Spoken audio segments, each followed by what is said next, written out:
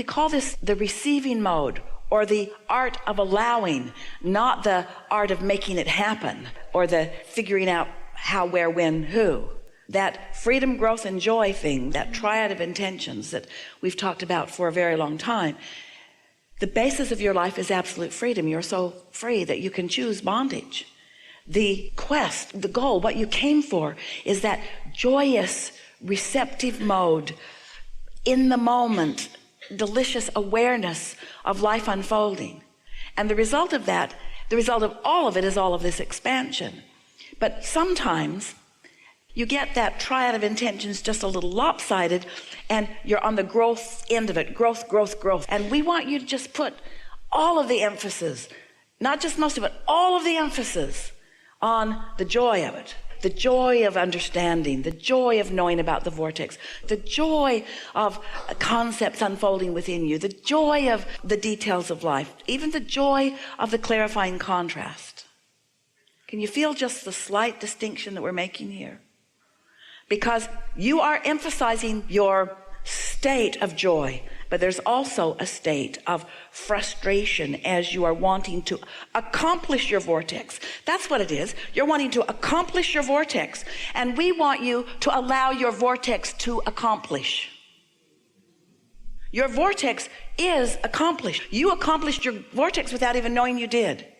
And you can accomplish the receiving mode by looking for joyful thoughts without trying to dissect the vortex. Can you feel what we're getting at? Those are the rudimentary understandings that we're wanting to give you. In other words, your vortex has come about because of all of the living that you've been living. And it far exceeds its manifested version. We mean there's so much potential for joyous witnessing, to get to witness the results of what you've put there. And now you're tuning yourself to allow yourself to witness what's there. Because you said, I know what's there, but you can feel the frustration that you've not yet witnessed it. But that frustration about not yet witnessing what you know is there is the thing that slows it all down. Trying too hard, too much efforting. You never stop asking. None of you ever stop asking. And Source never stops answering. Just because there are no words being exchanged doesn't mean that there's a huge amount of asking and answering going on. Most of what you come to know doesn't even come through a dialogue like this. You just live life, and the understanding comes to you through the way life unfolds. But when you and we put some words behind what you've been living and feeling, then there is an understanding. Then there's a solidifying of knowing, which for the most part, its only benefit is that then you get to consciously witness the unfolding. Your life is unfolding in exact relationship to what your vibrational output is all the time. But to vibrate consciously, to broadcast consciously, and then to witness the universal response to your conscious broadcasting, that's what you came for. So that's what we meant earlier when we said what's in your vortex is much more general than it is specific. So much in your vortex that you're, for whatever reason, not ready to articulate that you care about or that you want. There are all kinds of specifics that will exactly answer essence of desire, but humans are so ready to go for the specifics instead of keep active the essence of the desire that they want to see it, hear it, smell it, taste, and touch it rather than feel it. That's why when we say to you, let the universe surprise and delight you, and you might think, oh, I thought you said I was a deliberate creator. How can I be surprised if I'm the deliberate creator of my own reality?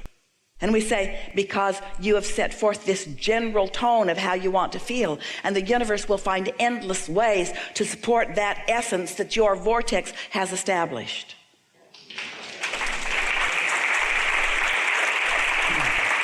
But when you become more specific than your vibrational practice allows you to be, then you get frustrated. That's why we say, if you could just be happy about being happy, and not need an explanation about why you're happy. Your friend sees you, how are you? I'm so happy. Why? What? Why are you so happy? And then you start feeling a need to justify your happiness instead of just accept the naturalness of it. I'm happy because I'm not doing anything to mess it up. That's why. I haven't complained to anybody today. I haven't criticized anybody today. I haven't beat up on myself. I haven't worried about anything today.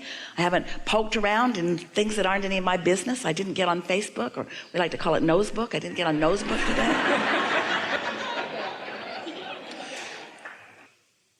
We're not only saying that, but if there are specific desires that feel sluggish and aren't showing themselves to you, that's the reason.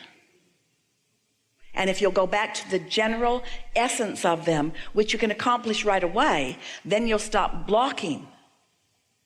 It comes back into this thing, and we know you don't think you're doing it, but it comes back to this first thing that we talked about, of wanting something and noticing that it hasn't come into manifestation yet.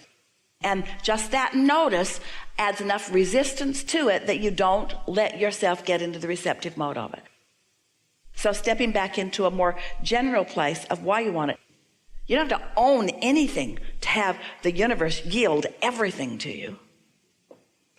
The universe just works things out in such a nice way. That's the cooperative components. That's the way everything works. This vortex knows, and it's all managed at this precise, knowing basis. And so the distinction that we want to make in all of this is that as you, and you are, a lot of you are, as you get frequently into the receiving mode, hear this, not for the reason of receiving something, but because that's your natural state of being. That's where you feel the best. Then you allow yourself to be the receiver with less consternation, less effort, less struggle, and less contrast. Things are always working out for you. What we want to emphasize here is that in contrast, there is always value, because in contrast, there is a launching of rockets forward. That really is the point that we're wanting to make here, because so many people, when they hear us talking about contrast, then they look around at people who have lived hard lives that have come out of it, and then they regret the happy childhood that they lived. So what we're really saying to you is, it is not necessary to struggle hard and have strong contrast in order for things to work out for you. You get what we're getting at? It's all right for you to want that car. It's all right for you to want. You do not have to justify it. Esther can look to a couple of examples in her recent life where some contrasting things have brought a lot of clarity. And she wants to say, I guess I needed that contrasting experience for the clarity. And we want to say, clarity is always a good thing, but you don't need strong contrasting things to bring clarity.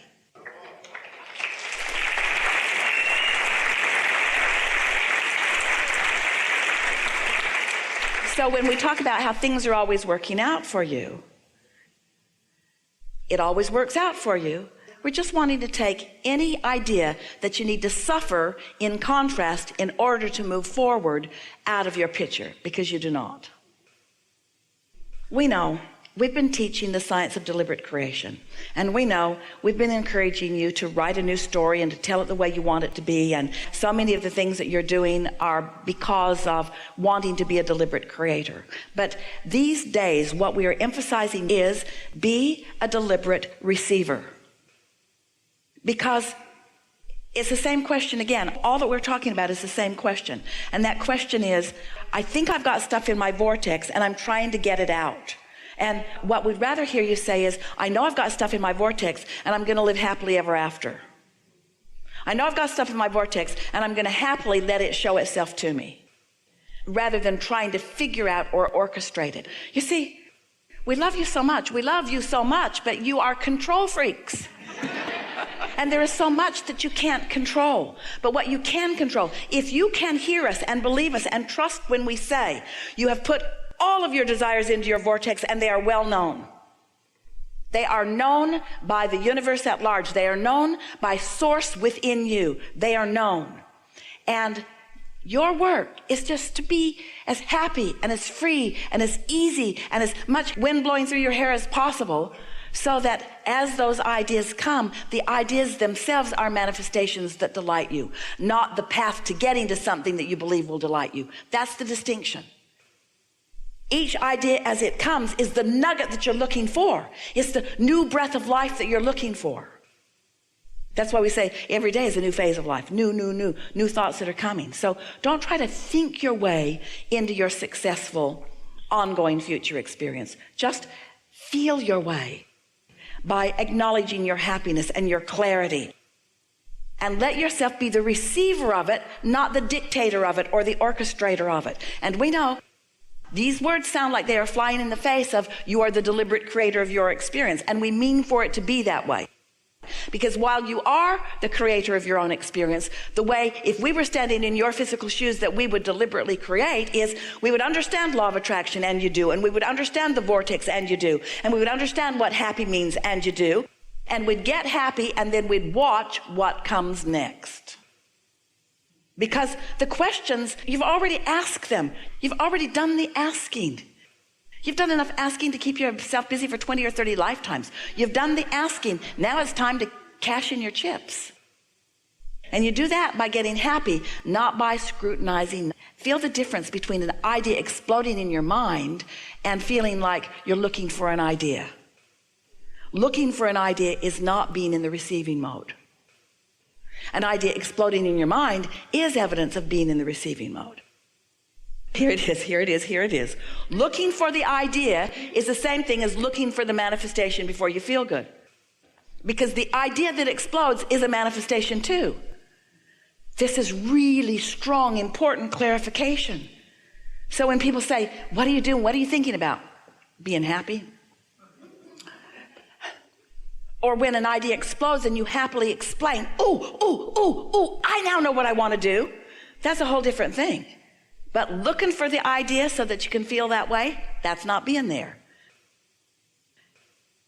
We want you to let the specifics show themselves to you. We want you to be the realizer of them.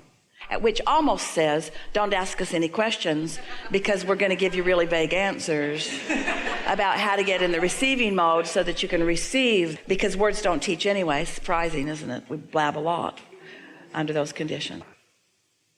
But that was a nugget. That's something important. Just feel the subtle but important difference between how you feel when you're talking about your dream and how you feel about something when you call it your goal. Or how you feel about something when you call it your dream and how you feel about it when you call it your responsibility. Something that you're dreaming about, because think about when a dream comes, that's a manifestation. You got to be in a good place even to be able to dream a dream. And so keeping the dream alive is keeping the dream alive by nurturing the vibration that allows it is really what deliberate creating is about. Keeping the feeling of it alive, the dream of it, the good feeling dream of it, not needing the manifestation, keeping the good feeling dream of it alive, because there isn't anything that anybody wants. Pile of money, relationship, circumstance, event.